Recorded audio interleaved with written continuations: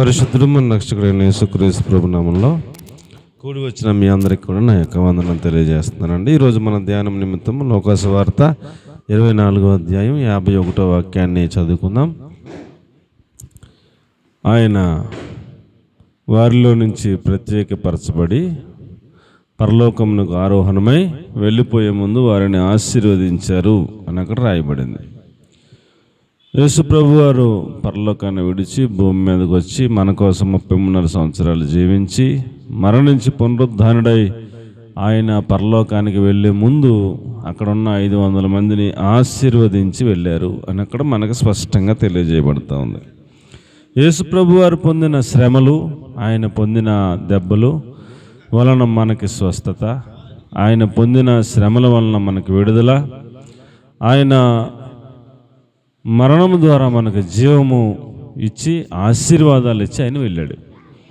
ఈ ఆశీర్వాదాలు ఎలా ఇచ్చారయ్యా అంటే ఆదికాండం 1:28 ప్రకారం మీరు ఫలించాలి, మీరు అభివృద్ధి చెందాలి, మీరు విస్తరించాలి, మీరు భూమిని నిండించాలి అనే ఆశీర్వాదంలో 4 భాగాలు ఇచ్చారు.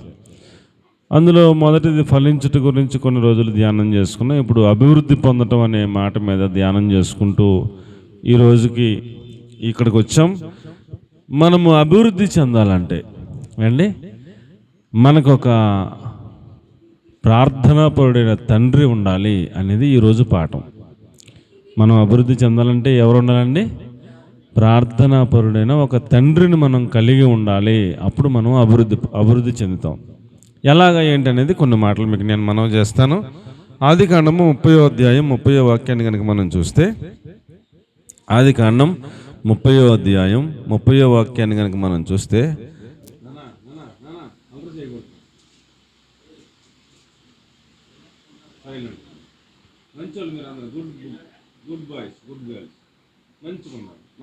మాటలంటే మీకు ఆశీర్వాదం. Very good. 30వ అధ్యాయం 30వ వచనం ఆదికాండంలో ఏమని ఉందంటే నేను చెప్తాను వినండి అమ్మ. యాకోబు అమ్మ మాట విన్నాడు. యాకోబు ఏం చేశాడండి? అమ్మ మాట విన్నాడు. అక్కడికి అడిగాడు, అమ్మా నువ్వు చెప్పినట్టు చేస్తే ఒకవేళ నాన్న నన్ను గుర్తుపట్టేస్తే ఆశీర్వాదాలకు బదులు శాపం వస్తుందేమో అమ్మా అని చెబితే ఆవిడ అందే, నీకెందుకు శాపం వస్తే ఒకవేళ అది నా మీదకి వస్తుంది, నీకేమవుదో నువ్వు వెళ్ళి నేను చెప్పినట్టు చేయంది. అమ్మ చెప్పింది కదా అని అన్నయ్యలాగా అన్నీ చొక్కా వేసుకుని అన్నయ్యలాగా అండి కూర వండుకుని వెళ్ళి నేను నీ పెద్ద కొడుకుని వచ్చాను అని అంటే, ఇదేంటి మాట ఏమో చిన్న కొడుకులాగా ఉంది, పెద్ద కొడుకు అంటాడు ఏంటంటే దగ్గరికి రాని కేకేసి ఆయన కళ్ళు కనపడవు. వాసన చూస్తే పెద్ద కొడుకు సొక్కాయి కదా, మరి అచ్చం వాసన పెద్ద కొడుకు సొక్కాయలాగా వాసన వచ్చేసరికి పెద్ద కొడుకే అనుకుని దీవెనలు ఇచ్చేసాడు. ఆ తర్వాత నిజంగా పెద్ద కొడుకు వచ్చాడు. వచ్చి నాన్న నువ్వు తెమ్మన్న ఆహారం తెచ్చాను, తిని నన్ను ఆశీర్వదించంటే, ఇప్పుడే కదా వచ్చావు, ఆశీర్వాదాలు ఇచ్చేసాను కదా అంటే, నేను ఇప్పుడు వస్తే నేను ఎప్పుడు వచ్చాను, నువ్వు నాకు ఎప్పుడు ఆశీర్వాదం ఇచ్చావంటే, అరే రే రే చిన్నోడు అయితే మోసం చేశాడు రా, నేను ఆడే పెద్దోడు అనుకో నిజంగా ఆశీర్వాదాలను ఇచ్చేసాను రా అంటే, ఒక్కటి కూడా ఆశీర్వాదం లేదని అంటే లేదురా అన్నాడు. మరి ఏదోటి అంటే శాపనార్థాలన్నీ ఇచ్చాడు. ఇస్తే పెద్దోడు కక్ష కట్టాడు. నాకు రావాల్సిన ఆశీర్వాదాలన్నీ బట్టిపోయి ఆడి కనపడితే చంపేస్తానని శపథం చేశాడు, కక్ష కట్టాడు, కత్తేసుకుని తిరుగుతున్నాడు.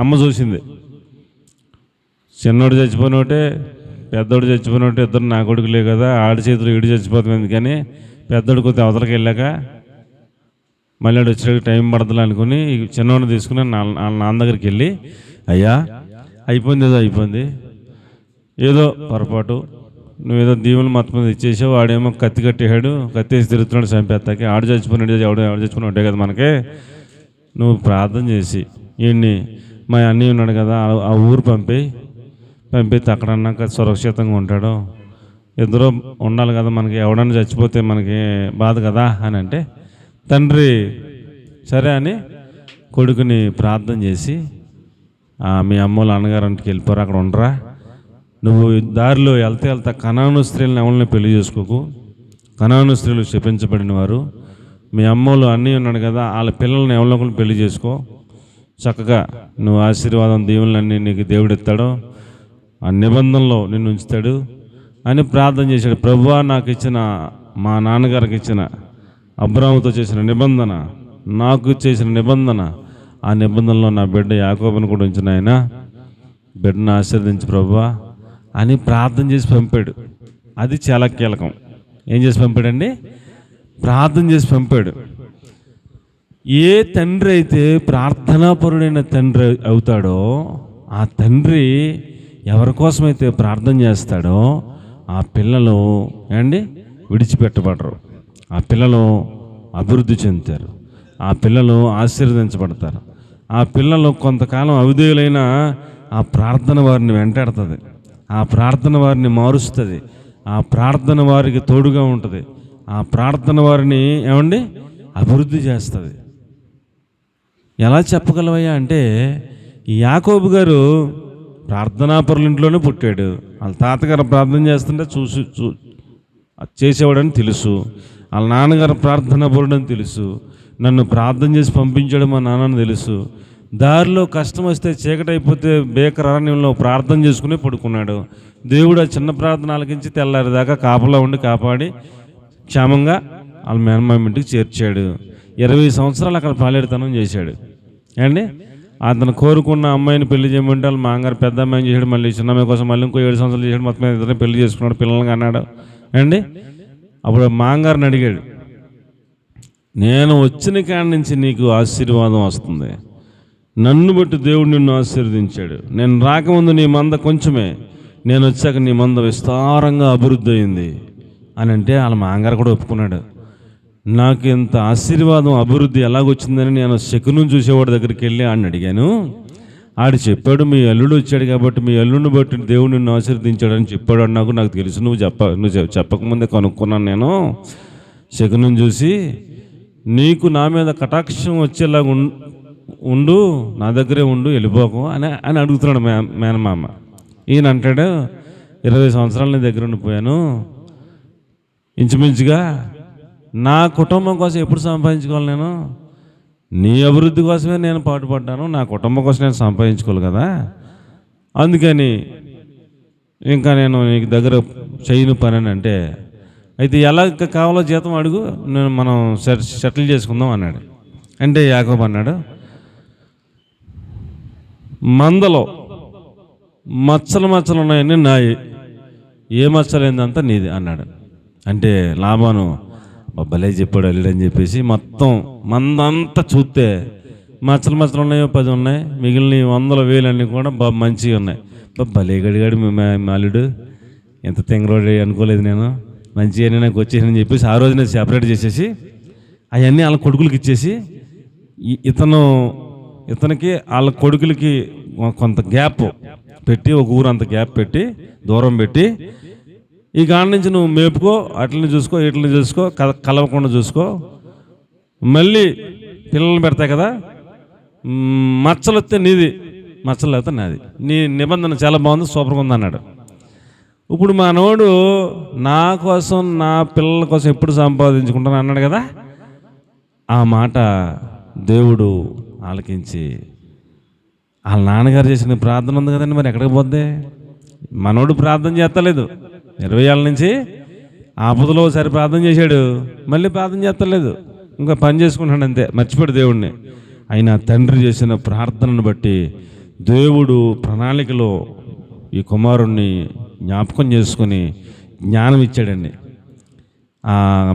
గొర్రెలు చూలు కడతాయి అంటారు కదా, అదే మనం చూలు అంటే మనుషులైతే నీళ్ళు వేసుకుంది అంటారు కదా, అలాగా చూలు కట్టే టైంలో ఒక ఆలోచన దేవుడు పెట్టాడు. జంగి నార అని ఏయో మొక్కల పేర్లు ఉన్నాయి, 2-3 మొక్కలు. ఆ మొక్కల్ని కొమ్మలు నరుక్కొచ్చి వాటిని చువ్వలలాగా ఇలాగ మధ్య మధ్యలో చుక్కలలాగా కోసి కొడవలతో అవి నీళ్లు దగ్గర వచ్చిన ఆ నీళ్ళ దగ్గర అలాగే పెట్టాడంట. అవి చుక్కలలాగా ఆ మొక్కల కొమ్మలను తెచ్చి అట్లా చుక్కలలా కట్ చేసి చుక్కలలాగా పెట్టాడు అనమాట. ఈ నీళ్లు తాగుతా ఆ గొర్రెలు ఆ చుక్కలన్నిటిని చూసి, చువ్వలను చూసి అలా చూస్తా తాగుతా అప్పటికే అవి చూలు కట్టినాయి కదండి. ఆ లోపల పెరిగే పిల్లలన్నీ కూడా ఎలాంటి పిల్లలు పుట్టినాయి అంట? చెవులకు పుట్టినాయి అంట. మొత్తం పుట్టినవన్నీ అయ్యా. బలంగా ఉన్నప్పుడు, గొర్రెలు బలంగా ఉన్నప్పుడు అవన్నీ పెట్టుబడంట. బలహీనంగా ఉన్నప్పుడు అవి పెట్టుబడి కదంట. బలహీనంగా ఉన్నప్పుడు అవి పెట్టలేదు కదా, ఏ చుక్కలో లేకుండా పుట్టినాయి అవి బలహీనంగా ఉన్నాయి, అవి మేనమామకి వెళ్ళినాయి. ఈ గొర్రెలు బలంగా ఉన్నప్పుడు అవి చుక్కలు పెట్టాడు. అప్పుడు అన్నీ చుక్కలు పుట్టినాయి. ఇవన్నీ బలమైనవి అన్నీ మనవడి అయినాయి, బలహీనమైనవి అన్నీ ఆయన అయినాయి, బలమైనవి అన్నీ ఇతని అయినాయి. ఎక్కువ చుక్కలు ఇతని అయినాయి, తక్కువ ఏ చుక్కలేని బలహీనమైనవి అతనే అయినాయి. అలాగ ఇతడు గొప్ప ఏమండి మందలు కలిగిన అభివృద్ధి చెందిన గొప్ప ఆసామైపోయాడు. దేవునికి స్తోత్రం కలిగినగా. దేవుడు అభివృద్ధి చేస్తాడు ఒక్క ఆలోచన ఇచ్చి. ఎన్నో తిప్పలు పడిపోక్కర్లేదు, ఒక ఆలోచన పెడతాడు. ఆ ఆలోచన ద్వారా మనల్ని అభివృద్ధి చేస్తాడు. ఎప్పుడు ఆలోచన పెడతాడు? నీ కోసం ప్రార్థన చేసే ఒక ప్రార్థనాపరుడైన తండ్రి ఉంటే. ఎవరండి? నీకోసం ప్రార్థన చేసే ఒక ప్రార్థనాపరుడైన తండ్రి ఉంటే నీవు అభివృద్ధి అవుతావు అనేది నేను మీకు మనవి చేసుకుంటా ఉన్నాను. మనం ఏ పని చేసినా సంఘంలో మీరు పరీక్ష రాయడానికి వెళ్తున్నారు, ఏం చేయాలి? పాస్టర్ గారికి ఫోన్ చేయాలి. అనుకూలంగా ఉంటే చర్చి కాడికి రావాలి. ఒకవేళ అనుకూలం లేదు, పరీక్షకి వెళ్ళే ముందు ఒక గంట ముందో లేకపోతే రేపు వెళ్తామనుకున్నా ఫోన్ చేయాలి. రేపు పొద్దున పరీక్షలు పాస్టర్ గారు నా కోసం ప్రార్థన చేయండి అని ఆ ఆత్మీయ తండ్రితో ప్రార్థన చేయించుకోవాలి. ముందుగా తెలియపరచాలి. తెలియపరిచినప్పుడు నా బిడ్డలు ప్రభువా అని చేతులు ఎత్తాడు ఆయన. పలానా బిడ్డలు ప్రభువా, కనికరించిన ఆయన, ఆరోగ్యమే ప్రభువా, జ్ఞానమే ప్రభువా, జ్ఞాపశక్తి ప్రభువా, బిడ్డలకు తోడైండు ప్రభువా, వాళ్ళని మంచి మార్కులతో ఉత్తీర్ణయ్యే కృపని ప్రభు అని ఆయన చేతులు ఎత్తాడు, ప్రార్థన చేస్తాడు. ఆ ఆత్మీయ తండ్రి, ప్రార్థనాపరుడైన తండ్రి ఆయన ప్రార్థన చేసి పంపితే అభివృద్ధి చెందుతారు. దేవునికి స్తోత్రం కలిగినగా. రాత్రంతా కొంతమంది పిల్లలు ఉంటే అందులో పిల్ల కొంచెం అశ్రద్ధగా ఉండి రేపు పొద్దున్న పరీక్షలుగా రాత్రంతా చదివేసిందంట ఎరగదీసి. తెల్లారాక పరీక్షలోకి వెళ్ళాక మరి నిద్ర రాకపోతే ఏమవుతుంది అండి? రాత్రి అంతా చదివేసింది, నిద్ర వస్తుంది, నీరసం వచ్చింది అండి, అన్నీ మర్చిపోయింది, ఏమి రాయలా. శ్రద్ధ కలిగి కష్టపడి అన్ని రోజులు అశ్రద్ధగా ఉండకుండా చదువుకోవాలి. ఒక ప్రార్థనాపరుడైన దైవ సేవకునితో ప్రార్థన చేయించుకుని వెళ్ళాలి. అప్పుడు వాళ్ళు అభివృద్ధి అవుతారు అండి. ఈ యాకోబు అభివృద్ధి అయ్యాడంటే వాళ్ళ నాన్నగారు ఇస్సాకు గారు చేసిన ప్రార్థన అని నేను మీకు మనవి చేసుకుంటా ఉన్నాను, ఇంకేమీ కాదు. ఆ తర్వాత 20 సంవత్సరాల ప్రార్థన చేయకపోయినా రేపు పొద్దున్న ఈ యొక్క యోర్దాన్ దాటి అవతలకి వెళ్తే మా అన్నగారు చంపేస్తాడన్న మూమెంట్లో రాత్రంతా మోకాళ్ళు వేసాడు, కన్నీళ్లతో ప్రార్థన చేశాడు. ప్రార్థన వచ్చి మనకి రాకేం కాదు, ప్రార్థన వచ్చు, ఎలా ప్రార్థన చేయాలో తెలుసు, కన్నీటి ప్రార్థన వచ్చు, మోకాళ్ళ ప్రార్థన వచ్చు. దేవుణ్ణి కరిగించగలిగినటువంటి ప్రార్థనాపరుడు కానీ చేయడు. అవసరం వచ్చినప్పుడు పీక్ మీదకి వచ్చినప్పుడు ప్రార్థన చేశాడు, దేవుడు దిగి వస్తే పట్టేసుకున్నాడు, ఆశీర్వదిస్తాను కానీ కుదరదన్నాడు, ఆశీర్వాదాలు పొందుకున్నాడు. అప్పుడు వెళ్తే చంపేద్దాం అనుకున్న అన్నయ్య కౌగులించుకుని ముద్దాడి చంపకుండా వెళ్ళిపోయాడు. దేవునికి స్తోత్రం కలిగినగాక. ఒక ఆత్మీయమైన తండ్రి, ఒక ప్రార్థనాపరుడైన తండ్రి చేత ప్రార్థన చేయించుకుని వెళితే అది అంత కాపుదలో మీకు నేను జ్ఞాపకం చేస్తూ ఉన్నాను, మనవి చేస్తూ ఉన్నాను. మీ ఇంట్లో ఏది ప్రారంభించుకున్నా, ఒక శంకుస్థాపన చేసుకున్నా, ఒక ఈ గుమ్మం పెట్టుకున్నా, ఒక ఇల్లు ప్రారంభోత్సవం పెట్టుకున్నా, మీకు ఏది శుభకార్యమైనా, పుట్టినరోజైనా, ఏదైనా మీ ఇంట్లో ఏ సందర్భమైనా, ఒక బండి కొనుక్కున్నా, ఒక వ్యాన్ కొనుక్కున్నా అండి, ఒక పరీక్ష రాయడానికి వెళ్తున్నా, ఏ సందర్భమైనా ప్రార్థన చేయించుకుని మొదలు పెట్టండి. అది మీకు ఆశీర్వాదం, అభివృద్ధి అండి. ప్రార్థన పరుడైన దైవ సేవకునితో ప్రార్థన చేయించుకుని మొదలు పెట్టుకోవాలి. అది మీకు ఆశీర్వాదం, అభివృద్ధి. అర్థమైన వాళ్ళకి అర్థమైనంత దేవునికి స్తోత్రం కలుగును గాక. చాలామంది వాళ్ళకాళ్ళు మొదలెట్టేసుకుంటారు, వాళ్ళకాళ్ళు చేసేసుకుంటారు అండి. అది ఆశీర్వాదకరంగా ఉండదు, అభివృద్ధికరంగా ఉండదు. తర్వాత ఇబ్బందులు వస్తాయి, తర్వాత సమస్యలు వస్తాయి. ఒక వ్యక్తి ఫోన్ చేసి, అయ్యా మా పాప 10th క్లాస్ అండి, ప్రార్థన చేయండి అని చెప్తే ఆ మాట గుర్తుంటుంది, మర్చిపోకుండా ప్రార్థన చేస్తూ ఉంటాం. ఒక బాధ్యత కలిగిన దైవ సేవకుడు మర్చిపోడు, ప్రార్థన చేస్తూ ఉంటారు. అమ్మగారు నాన్నగారు ఒకసారి మీరు చెప్పేసి ఊరుకుంటే ఒక అత్తమానం చేస్తాను ఉంటారు వాళ్ళు. పొద్దున్న మధ్యాహ్నం సాయంత్రం నాకు చెప్పిన మేము కూడా గుర్తు చేసుకుని ఆ అంశాలన్నిటి గురించి ప్రార్థన చేస్తూ ఉంటాం. ఇలాగ ప్రార్థనాపరులైన దైవ సేవకుల చేత ప్రార్థన చేయించుకోవడం అభివృద్ధికి సూచన, ఆశీర్వాదానికి సూచన అని నేను మీకు మనవి చేసుకుంటా ఉన్నాను. ఏండి, ఒక ప్రార్థనాపరులైన తండ్రిని కలిగి ఉండండి. అది నా మెసేజ్ యొక్క సారాంశం. ఏమండి, ఎవరిని కలిగి ఉండాలా? ఒక ప్రార్థనాపరుడైన తండ్రిని కలిగి ఉండండి. అప్పుడు మీరు అభివృద్ధి చెందుతారు, ఆశీర్వదించబడతారు. యాకోబు బహుగా ఆశీర్వదించబడ్డాడు, దీవించబడ్డాడు. ఏమండి, 12 మంది పిల్లలు, కూతురు. ఏమండి, ఎంతో ఆశీర్వాదం ఆయన పొందుకున్నాడు. ఆ తర్వాత యాకోబు కడుపున పుట్టినటువంటి కొడుకుల్లో ఒక కొడుకు, యాకోబు కడుపున పుట్టినటువంటి కొడుకుల్లో ఒక కొడుకు బెనోని అని పేరు పెట్టింది వాళ్ళమ్మ. ఏమని పేరు పెట్టిందండి? బెనోని అని పేరు పెట్టింది. బెనోని అంటే ఎడమ చేతి పుత్రుడు, శాపపుత్రుడు, దుఃఖపుత్రుడు అని అర్థం. ఏంటండి బెనోని అంటే? మీకు కావాలంటే మొదటి మాట ఆదికాండం 28:1-2 వచనాలు. అదే యాకోబు గారి గురించి ఇస్సాకు గారు ప్రార్థన చేసిన సందర్భం అది. మీరు రాసుకునే వాళ్ళు ఎవరైనా ఉంటే రాసుకోండి. ఆదికాండం 28:1-2. 4వ వచనం కూడా ఆయన ప్రార్థన చేసి దీవించి పంపాడు. అందుకని ఆయన అంత అభివృద్ధి చెందాడు. ఇది బెన్యామీను గురించి ఆదికాండం 35:18 మీరు చూస్తే అక్కడ మీకు కనబడుతుంది. ఏమనంటే బెనోని అని వాళ్ళ అమ్మ పేరు పెట్టింది. ఎందుకనంటే ఆ పిల్లోడు అలా పుట్టాడు, వెంటనే ఆవిడ చచ్చిపోయింది. ఆవిడకి అర్థమైపోయింది, పిల్లోడు పుట్టేసరికి నేను చచ్చిపోతాను, నేను ఇంక బతికొను అని అర్థమైపోయింది. ఆవిడకి అర్థమైపోయి ఆ మంత్రసాలను చెప్తున్నారు, అమ్మా నీకేం కాదు, మళ్ళీ మగపిల్లోడా నీకు అని చెప్తుంటే ఆ పిల్లోడు అలా పుట్టగానే కేరమంటారు కదా, నాకు కొడుకు పుట్టాడు అని ఆవిడికి అర్థమైంది. ఈడు దుఃఖపుత్రుడు, ఈడు ఎడమ చేతి పుత్రుడు, ఈడు శాపపుత్రుడు అని పేరు పెట్టి అలా కన్మూసింది ఆవిడ. ఎందుకంటే 12 మంది కొడుకులకి ఏమండి 11 మంది పిల్లలకి పాలు ఇచ్చారు. ఏమండి, తల్లులు పాలు ఇచ్చారు, చక్కగా పెంచారు. ఇప్పుడు ఈ పిల్లోడికి పాలు ఇచ్చే తల్లి ఉండదు, పాలు ఉండవు.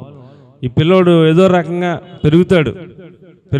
తల్లి ఉంటే చూసుకుని అల్లాపల్లా చూసుకుంటే వేరేగా ఉంటుంది, తల్లి లేకపోతే వేరేగా ఉంటుంది. మీకు తెలవందే ఉంది. తల్లి ఉంటే పొద్దున్నే స్నానం చేయిస్తుంది, ఉతికిన బట్టలు వేస్తుంది, అందంగా ఉంటాడు పిల్లోడు. తల్లి లేకపోతే స్నానం చేయించే వాళ్ళు ఉండరు, ఉతికిన బట్టలు వేసే వాళ్ళు ఉండరు, తలదూ వాళ్ళు ఉండరు, పిచ్చిగా చిరాకు ఉంటారు కదా తల్లి లేకపోతే.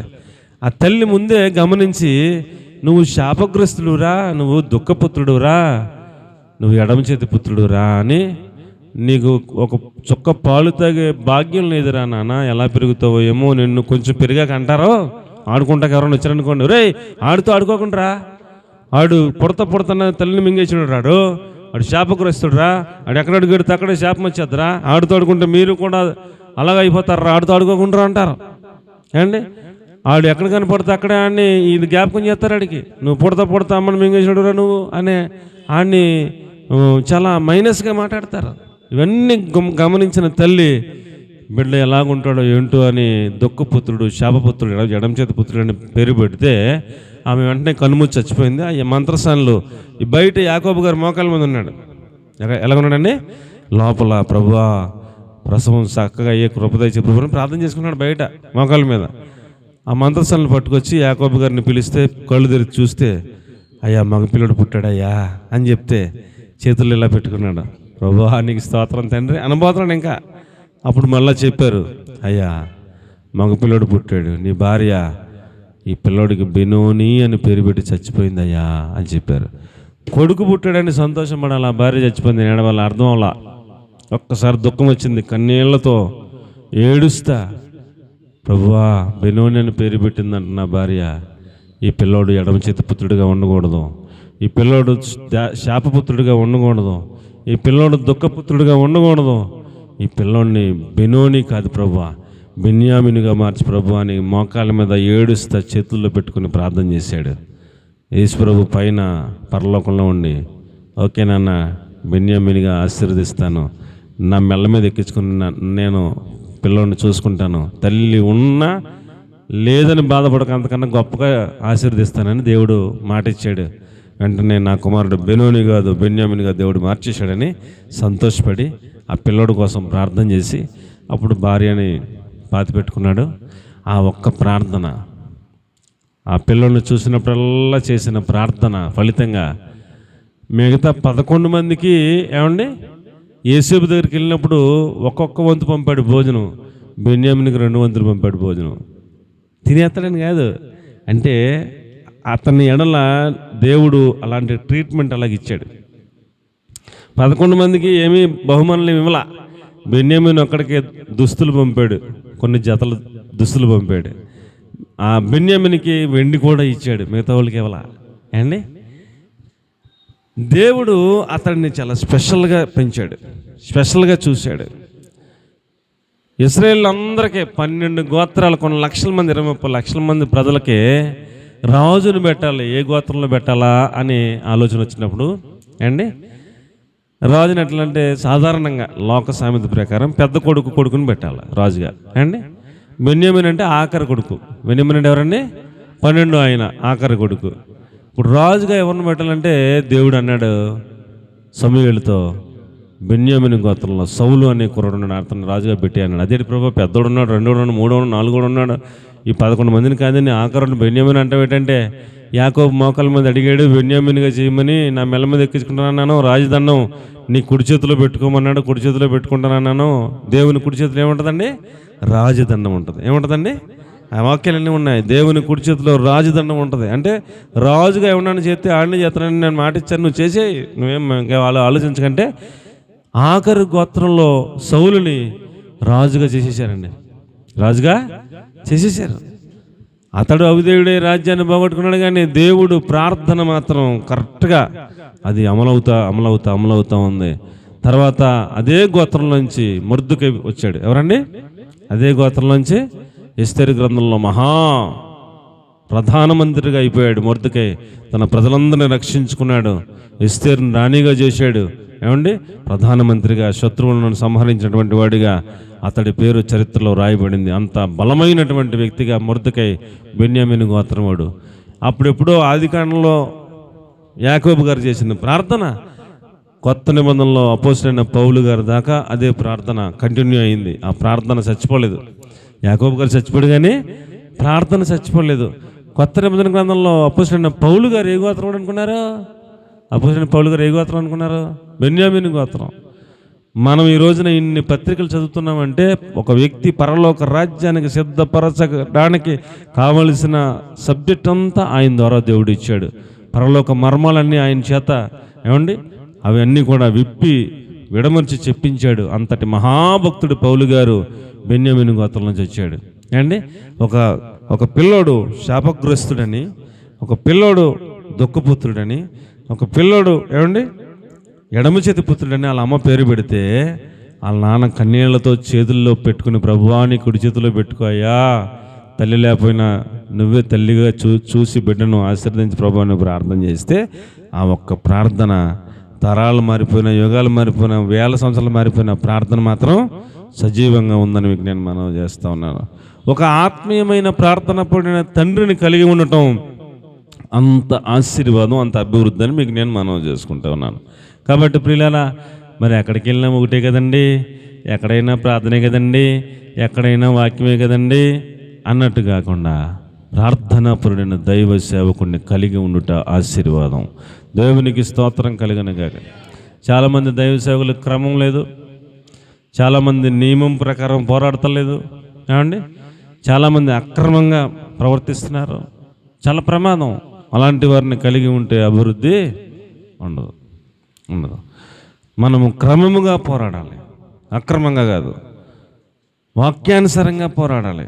అప్పుడు అలాంటి ఆత్మీయమైన ప్రార్థన పడిన తండ్రిని కలిగి ఉండటం ఆశీర్వాదకరం అవుతుందని మీకు నేను మనవి చేసుకుంటూ ఉన్నాను. ఏమండి, అలాగే ఆదికాండం 48వ అధ్యాయం 17 నుంచి 20 దాకా మనం చూస్తే యోసేపు, అండ్ నా వైపు చూడండి, మీరు చదవక్కర్లేదు, మీరు ఇంటికి వెళ్ళక రాసుకోండి, చదువుకోండి, అక్కడ అవే మాటలు ఉంటాయి. అంతమించి నేనేమి లేని మాటలు చెప్పేంత ధైర్యం నాకు లేదు. ఆదికాండం 48, 17 నుంచి 20 వరకు చూస్తే యాకోబు గారు చనిపోయేలాగా ఉన్నాడు, ఇంకా ఆఖరి స్టేజ్లో ఉన్నాడు. ఆ యొక్క గోషెను రాష్ట్రంలో ఆయన అక్కడ ఉన్నటువంటి పాకల్లో ఉన్నాడు చనిపోయేలాగా. ఈ వార్త యోసేపు గారికి చేరింది. యోసేపు ఎక్కడ ఉన్నప్పుడు ప్రధానమంత్రిగా సింహాసనం మీద కూర్చొని ఉన్నాడు. మొత్తం ప్రపంచానికి అన్నం పెట్టి రేంజ్లో ఉన్నాడు యోసేపు. అప్పటికి 2 పిల్లలు పుట్టారు యోసేపుకి. ఏమండి, మనష్షే, ఎఫ్రాయిం. ఎవరండి? మనష్షే, ఎఫ్రాయిం. 2 కొడుకులు పుట్టారు. మీ నాన్నగారు ఖాయిలా పడ్డాడు, చనిపోయేలాగా ఉన్నాడని వర్తమానం రాగానే రథము సిద్ధం చేయండి అన్నాడు. రథం సిద్ధం చేశారు. కొడుకులు 2 రాయ్ రండిరా అన్నాడు. ఏంటి డాడీ అంత గాబరా పడుతున్నావు ఏంటి డాడీ, ఎక్కడికి డాడీ, మాట్లాడకండి రండి అని 2 చెరుకు చేయబెట్టుకుని రథంలో ఎక్కించాడు. రథం తోలేవాడికి చెప్పాడు, గోషెన్ రాష్ట్రం వెళ్ళు, ఎక్కడ ఆపుకని చెప్పాడు. గోషెన్ రాష్ట్రం వెళ్ళిపోతుంది. అండి, రాజుగారు తలుచుకుంటే యాకోబుని తీసుకొస్తారు కదా కాలకాడకే. తీసుకొస్తారా, తీసుకురారా? ఈయన ప్రధానమంత్రి అండి, ఈయన మా నాన్నగారు ఖైలా పట్టడం తెలిసింది, ఆయన తీసుకురానంటే తీసుకొస్తారు, తీసుకురారా? తీసుకొస్తారు. కానీ రాజు స్థానంలో ఉండి, ప్రధానమంత్రి స్థానంలో ఉండి, అండి ప్రోటోకాల్ ఇవన్నీ పక్కన పెట్టి రథం సిద్ధం చేసుకుని పరుగెడుతున్నాడు. గోషెన్ రాష్ట్రం వచ్చింది. అండి, మీరు గోషెన్ రాష్ట్రం అంటే ఎలా ఉంటుందంటే, ఉదాహరణకి ఇరుకిరుకు సందులు, చిన్న చిన్న పాకలు ఉంటే ఎలా ఉంటుంది, మురికి వాడ అంటాం కదా, అలాగ అనుకోండి. గేదెలు, మేక, గొర్రెలు ఇవన్నీ ఎక్కువ ఉంటాయి. వాళ్ళందరికీ పశువులు ఎక్కువ ఉంటాయి. వాళ్ళందరూ పాకలు వేసుకున్నారు. రోడ్లన్నీ కూడా అభివృద్ధికరంగా లేవు, చిన్న చిన్న రోడ్లు. అలాంటి ఏరియాలో గోషెన్ రాష్ట్రంలో ఉన్నారు వాళ్ళందరూ. ఇప్పుడు ప్రధానమంత్రి తన 2 కొడుకులను వేసుకుని ఇంకా రథం వెళ్దాం, ఇంకా అక్కడి నుంచి రథం వెళ్దాం, అక్కడ దాకా వచ్చింది, ఇక్కడ రథం వెళ్దాం. రథం దిగిపోయాడు. రథం దిగిపోయి నడంరా పరిగెట్టండి అంటున్నాడు. ఏంటి డాడీ ఏం చేస్తున్నావు నువ్వు, మన రేంజ్ ఏంటి, మన గొడవ ఏంటి, బంగారపు స్పూన్తో పుట్టిన వాళ్ళు మేము, రోడ్డు మీద ఇలాంటి రోడ్డు మీద నడమంటున్నాడు, పరిగెట్టమంటున్నాడు, ఏటు అసలా అంటున్నారు కొడుకులు. మాట్లాడకండి, పరిగెట్టండి. ఆయన ఖైలా పడ్డారు, ఒకవేళ చనిపోతే ఆశీర్వాదం పోగొట్టుకుంటాం, పరిగెత్తన్నా అంటున్నాడు. అయ్యి బాబు ఇదేంట్రా మా నాన్న ఇలాగ అంటున్నాడని కొడుకులు 2 చెరుకు చేయబెట్టుకుని పరుగులు పెట్టుకుంటా యాకోబు ఇంటికాడికి వచ్చాక ఆయన్ని మంచం మీద చూశాక, అమ్మయ్య ప్రభువా నీకు స్తోత్రం తండ్రి అని నానా అంటే, ఆ స్వరం విని నా కుమారుడు యోసేపు వచ్చినట్టున్నాడే అని కళ్ళు తెరిచి చూశాడు. చూసి ఎక్కలేని బలమంతా శరీరంలో తెచ్చుకొని, పడుకున్నవాడు లేచి కూర్చుంటానికి మొత్తం బలమంతా తెచ్చుకొని మెల్లిగా కూర్చున్నాడంట. కూర్చుంటే కళ్ళు కనపడతలేదు. అప్పుడు పెద్దోడైపోయాడు. వాళ్ళ నాన్న ఇస్సాకలాగా ఈయన పెద్దోడైపోయాడు. ఆ స్వరం ఇన్ని లేచాడనమాట. లేచి అలాగ ఓపు తెచ్చుకుని కూర్చుంటే వీళ్ళ నాన్న యోసేపు, రే పెద్దడా మనషే, మీ తాతయ్య గారి కుడి పక్కన నువ్వు నుంచో, రే చిన్నడా నువ్వు ఎడం పక్కన నుంచో అని చక్కగా తీసుకొచ్చి ఆయన కాళ్ళు సందులోంచి దూర్పించాడంట. దూర్పించి కుడి చేతి దగ్గరేమో పెద్దోడిని, ఎడం చేతి దగ్గరేమో చిన్నోడిని పెట్టి, నానా నాకు 2 కొడుకులు పుట్టారు నాన్న, వాళ్ళు పెరిగారు నాన్న, పెద్దోళ్ళు అయ్యారు నాన్న, వాళ్ళిద్దరిని ఆశీర్వదించినానా అంటున్నాడు. ఆశీర్వదించినానంటే అండి, ఒక ప్రధానమంత్రి ఎంత ఒక ప్రధానమంత్రి, ఆయనకి డబ్బులు తక్కువ, కోట్ల రూపాయలు ఉంటాయి, అధికారం లేదా, అధికారం ఉంది, ఏది కావాలంటే అది ఉంది. కానీ తండ్రి ఆశీర్వాదం పోగొట్టుకుంటే వీటన్నిటికన్నా ఎక్కువగా భావించాడు తండ్రి ఆశీర్వాదాన్ని. దేవునికి స్తోత్రం కలిగినగాక. ఈ రాజరికానికన్నా, ఈ అధికారానికన్నా, ఈ భోగభాగ్యాల కన్నా, ఈ ప్రోటోకాల్ కన్నా నా తండ్రి ప్రార్థనాపరుడు, నా తండ్రి ఆత్మీయమైన తండ్రి, నా తండ్రి ఆశీర్వాదం చాలా విలువైంది. నా తండ్రి ఆశీర్వాదం ముందు అన్ని దగ్గదొడిపోయాని వెళ్ళి ఆయన పాదాల దగ్గర పాదాభివందనం చేసి, అండి రాజు పొజిషన్లో, ప్రధానమంత్రి పొజిషన్లో తండ్రికి పాదాభివందనం చేస్తున్నాడు. నా బిడ్డలను ఆశీర్వదించినానంటే యాకోబు గారు అండి కళ్ళు కనపడిపోయిన ఆత్మలో భవిష్యత్తులో ఏం జరగబోతుందో ఎరిగినవాడు, ఆత్మలో ఎరిగినవాడు, మహాప్రార్థనాపరుడు. అంత్య దినముల్లో ఈ బిడ్డలు ఎలాగుంటారో చెప్పగలిగిన వాడు ఎవడు చెప్తాడు అండి? రాజరికం చెప్పుద్దా, అధికారం చెప్పుద్దా అండి? అంత్య దినములో నీ బిడ్డలు ఎలాగ ఉండబోతున్నారు ఎవరు చెప్తారండి? ఆత్మీయమైన తండ్రి ఆత్మనేత్రాలతో చూసిన వాడు తప్ప ఎవరు చెప్పగలుగుతారు? ఆయన అండి కుడి చేయి దగ్గర ఏమో పెద్ద కొడుకుని పెట్టాడు కదా, ఎడం చేయి దగ్గర ఏమో చిన్న కొడుకుని పెట్టాడు. ఈయన యేసేపు గారు తెలివితేటలుగా ఈయన యేసేపు గారు అంటున్నాడు, నానా కుడి చెయ్యి ఆడు కాదు, ఈడు కుడి చెయ్య, ఇటేపు ఉన్నాడు పెద్దోడు, ఆడు చిన్నాడు, ఈడికెట్టు కుడి చెయ్యి అంటున్నాడు. ఆయన నానా నాకు తెలియను ఏమంటాడండి? నాకు తెలియను, ఎవడు పెద్దోడు ఎవడు చిన్నాడు నాకు తెలియను, కావాలని పెట్టిన అలాగ అంటున్నాడు. అమ్మ బాబోయ్, మా నాన్న తెలిసి అంటున్నాడు, కనపడపోయిన కొల్లు అని ఆశ్చర్యపోడు యేసేపు. నాకు తెలియను నాన్న, అది నాకు తెలియను. చిన్నోడు పెద్దోడు కన్నా గొప్పోడు అయిపోతాడు, భవిష్యత్తులో జరగబోతా ఉంది అది అని చక్కగా ఇద్దరిని ఆశీర్వాదాలు ఇచ్చేశాడు. ఈయన్ని ఆశీర్వదించేశాడు, ఆయన్ని ఆశీర్వదించేశాడు అండి. ఆ ఆశీర్వాదాలు చాలని అంత గాబరపడిపోయి పరిగెత్తుకొచ్చేసాడు అండి. ప్రధానమంత్రి రేంజ్లో ఉన్నవాడు.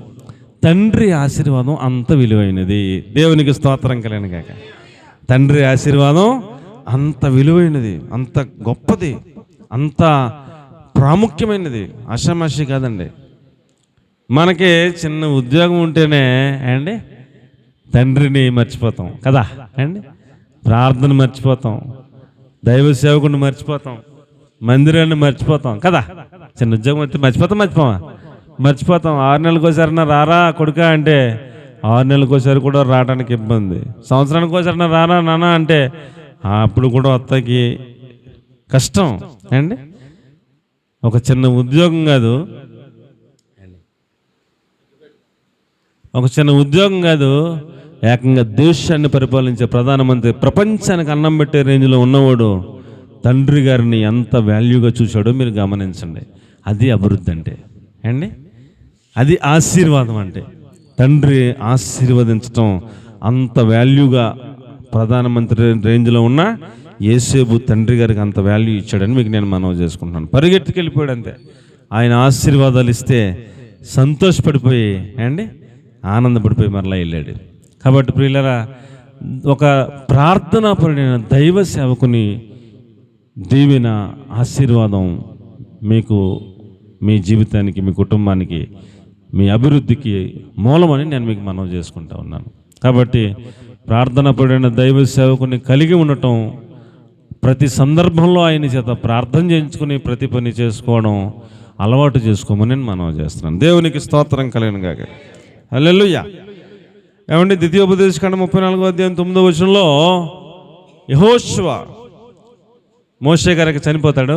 దేవుడు చెప్పాడు, నాన్న మోషే, నువ్వు కొండ ఎక్కితే అక్కడ నువ్వు చనిపోతావు, నీ తర్వాత నాయకుడిగా ఉండటానికి యెహోషువని పిలిచి అతడి మీద నీ చేతుల నుంచి ప్రార్థన చేసి నువ్వు కొండెక్కి అన్నాడు. ఇంకా అయిపోయింది, టైం అయిపోయింది. మోషేకి ఏమైందండి?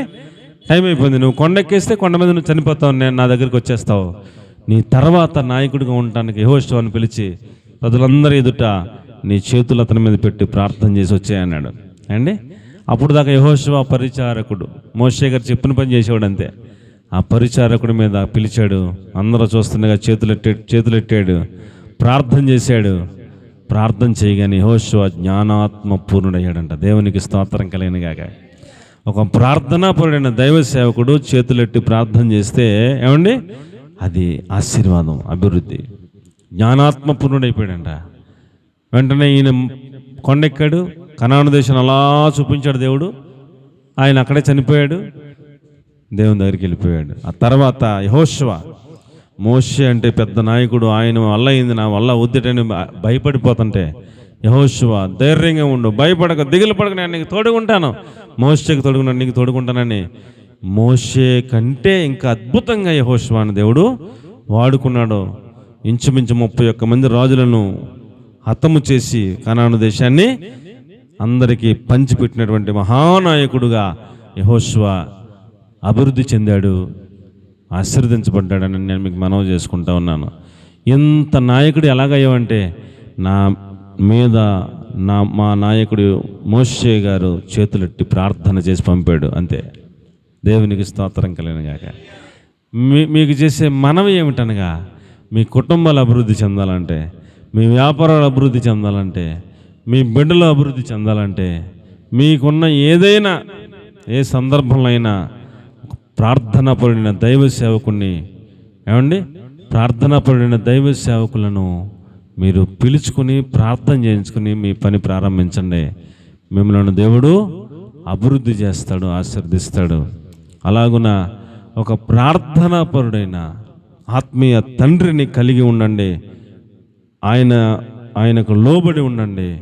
అప్పుడు మీరు అభివృద్ధి చెందుతారు. అలాంటి కృప దేవుడు మనందరికీ అనుగ్రహించి నడిపించును గాక. ఆమేన్.